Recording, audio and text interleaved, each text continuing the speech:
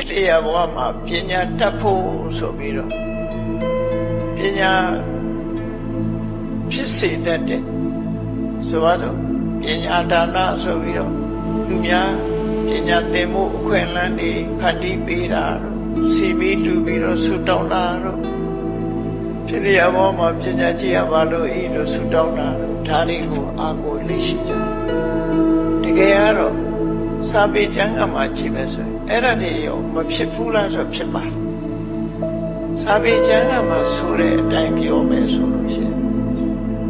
ရင်ပညာပါရမီဖြစ်ပြီးတော့ဖြစ်လျက်ဘဝမှာပညာကြီးဖို့လည်းဘာလို့ရတာတော့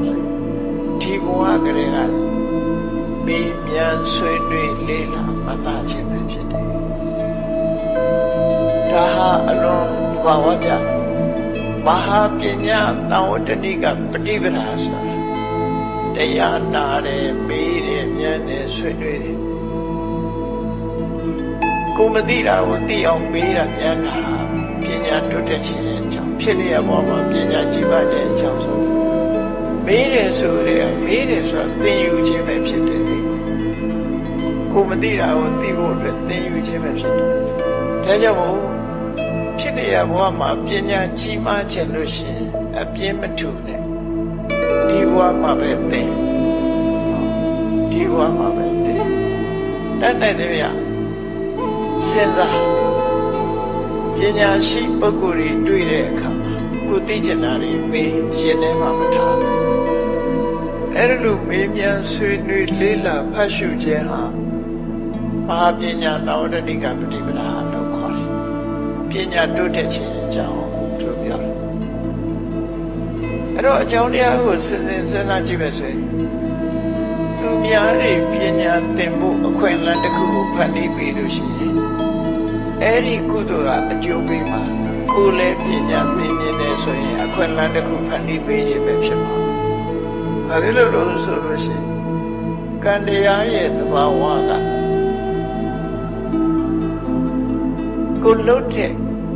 ကိုလှုပ်လိုက်လို့တစ်ဖက်သားမှာရားသွားတဲ့အခြေအနေမျိုးကိုစီကိုတုံ့ပြန်ပေးရခြင်းပဲဖြစ်တယ်။ကံရဲ့သဘာဝကိုလှုပ်တဲ့အတိုင်းကိုပြန်ရတာဆိုရင်ကိုလှုပ်တဲ့ကောင်းကျိုးမကောင်းကျိုးသည်ကိုစီပြန်ရတာ။အဲ့ဒါကိုဥပမာနဲ့ပြောရမယ်ဆိုလို့ရှိရင်အားလုံးကြားဖို့ကောင်းကြားဖို့လေ။ဩစတြေးလျနိုင်ငံမှာAborigine ဆိုတဲ့လူရိုင်းတွေအသုံးပြုတယ်တကောက်ကွေးတို့ကောက်လက်နဲ့တစ်မျိုးရှိတယ်